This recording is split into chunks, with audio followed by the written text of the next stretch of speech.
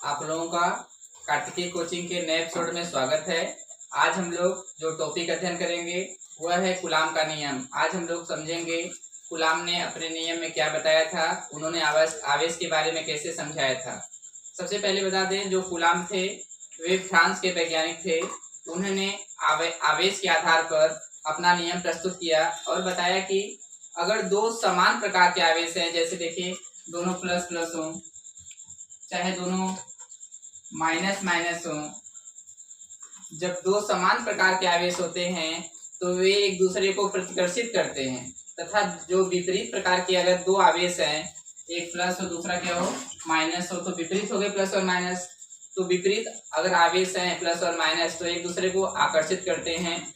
तो कूलाम ने यह बताया कि दो समान प्रकार के आवेश एक दूसरे को प्रतिकर्षित करते हैं तथा दो विपरीत प्रकार के आवेश एक दूसरे को आकर्षित करते हैं। इसी नियम के आधार पर उन्होंने अपनी परिभाषा या नियम को प्रस्तुत किया। आइए जाने कैसे प्रस्तुत किया। उन्होंने यह बताया कि मान लीजिए दो आवेश हैं। पहला आवेश मान लीजिए आपका Q1 है और दूसरा आवेश Q2 है। इन आवेशों के बीच की जो दूरी है मान लीजिए स्मॉल r है। आपके पास दो आवेश हैं, एक आवेश Q1 है दूसरा Q2 है, दोनों के बीच की दूरी स्मॉल r है।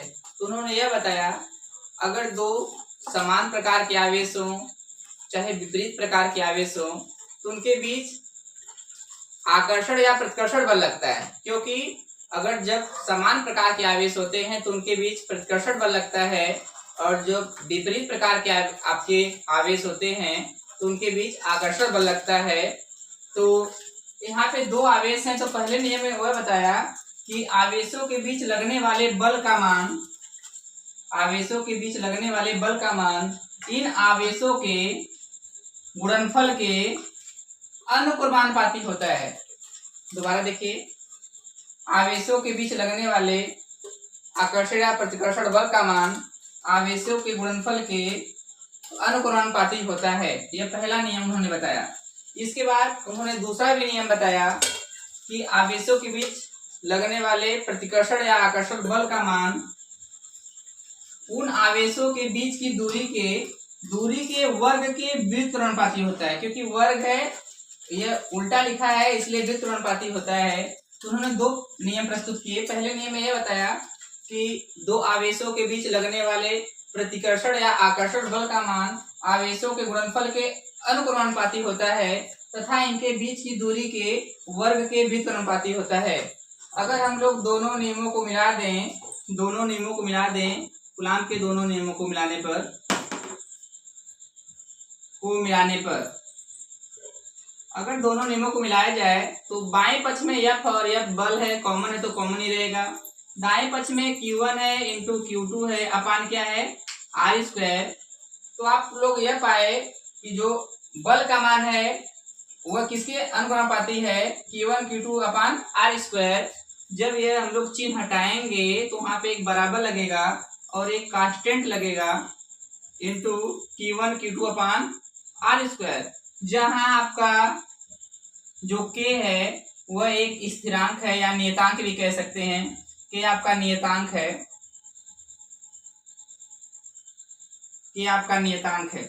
k का मान आपको बता दें, जो k यहाँ पे लिखा गया है नियतांक, इसका मान 9 × 10⁹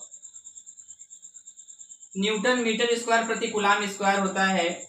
जो आपका यहाँ पे k लिखा गया है नियतांक, k का मान 9 × 10⁹, मात्र k का मान 9 × 10⁹ न्यूटन मीटर स्क्वायर प्रति कूलाम स्क्वायर होता है। दोबारा देखिए, कूलाम ने अपने नियम में क्या बताया, अगर दो बिंदु आवेश हैं तो उनके बीच लगने वाले आकर्षण या प्रतिकर्षण बल का मान आवेशों के गुणनफल के अनुक्रमानुपाती होता है तथा उनके बीच की दूरी के वर्ग के व्युत्क्रमानुपाती होता है। अगर हम लोग दोनों नियमों को मिला दें तो बाएं पक्ष में F है, F कॉमन है, दाएं पक्ष में Q1 Q2 अपान r² हो जाएगा, जब हम लोग यह चिन्ह हटाएंगे, जो चिन्ह लगा है अनुपाती, अगर हटाएंगे तो एक बराबर लगाएंगे और एक कांस्टेंट लगाएंगे। तो कांस्टेंट जो नियतांक लगा है ये आपका, इसका मान 9 गुणे 10⁹ न्यूटन मीटर स्क्वायर प्रति कूलाम स्क्वायर होता है। और आपको यह बता दें, यह जो K है यह बराबर यह भी हो सकता है, बल यह बराबर 1/4 pi epsilon 0 into Q1 Q2 अपान R स्क्वायर। जो आपका यहाँ पे K लिखा गया है, K का मान इसके भी बराबर होता है 1/4 पाई एप्सिलॉन 0।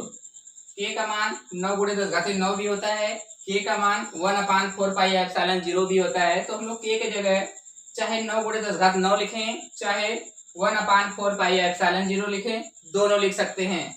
लेकिन इस सूत्र में अगर आपसे यह पूछा जाए कि एप्सिलॉन 0 का क्या मान होता है, तो एप्सिलॉन 0 का मान आप लोग निकाल सकते हैं। देखिए, जो इसमें एप्सिलॉन 0 है, इस सूत्र में जो एप्सिलॉन 0 है, इसको हम लोग कहते हैं निर्वात में वैद्युशीलता। निर्वात में वैद्युशीलता एप्सिलॉन 0 जो है वह निर्वात में वैद्युशीलता है। और इसका मान आप बता दें 8.85 गुणे 10⁻12 मात्रक कूलाम स्क्वायर प्रति न्यूटन मीटर स्क्वायर। एप्सिलॉन 0 का जो मान होता है, सभी बच्चे ध्यान दें, 8.85 गुणे 10⁻12 कूलाम स्क्वायर प्रति न्यूटन मीटर स्क्वायर होता है। एप्सिलॉन 0 है क्या? निर्वात में वैद्युशीलता है। तो अभी हम लोग यह अध्ययन किए, कूलाम के नियम में कूलाम ने यह बताया था, यदि दो समान प्रकार के आवेश हैं तो वे एक दूसरे को प्रतिकर्षित करते हैं, और जब दो विपरीत प्रकार के आवेश हैं तो वे एक दूसरे को आकर्षित करते हैं। तो चाहे वह प्रतिकर्षित करें चाहे आकर्षित करें, तो उनके बीच लगने वाले बल का मान आवेशों के गुणनफल के अनुपाती होता है, तथा उनके बीच की दूरी के वर्ग के व्युत्क्रमानुपाती होता है। यदि दोनों नियमों को मिला दिया जाए तो बल यह अनुपाते Q1 Q2 अपान R स्क्वायर। जब यह चिन्ह हटाएंगे तो एक बराबर लगाएंगे और कांस्टेंट लगाएंगे, कांस्टेंट मतलब नियतांक लगाएंगे, वह K मैंने लगाया है। और K का मान 9 गुणे 10⁹, इसका मात्रक होगा न्यूटन मीटर स्क्वायर प्रति कूलाम स्क्वायर। हम लोग जो यहाँ पे लिखा गया है 9 गुणे 10⁹, और इसको हम लोग यह भी लिख सकते हैं कि क्योंकि K का मान 1/4 पाई एप्सिलॉन 0 होता है, तो इसके जगह पे हम लोग 1/4 पाई एप्सिलॉन 0 भी लिख सकते हैं। एप्सिलॉन 0 जो इसमें लिखा गया है वह निर्वात में वैद्युशीलता है, और इसका मान 8.85 10⁻12 मात्रक क्या है? कूलाम स्क्वायर प्रति न्यूटन मीटर स्क्वायर। तो एप्सिलॉन 0 का मान और इसका मात्रक यह होता है। तो अभी हम लोग यह अध्ययन किए कि कूलाम ने आवेश के बारे में समझाया था। कूलाम जो थे वह फ्रांस के वैज्ञानिक थे। उन्होंने यह बताया था कि जब दो समान प्रकार के आवेश हों, चाहे प्लस प्लस हो चाहे माइनस माइनस हो, जब दो समान प्रकार के आवेश होते हैं तो वे एक दूसरे को प्रतिकर्षित करते हैं, और जब विपरीत प्रकार के आवेश होते हैं तो वे एक दूसरे को आकर्षित करते हैं। Thank you.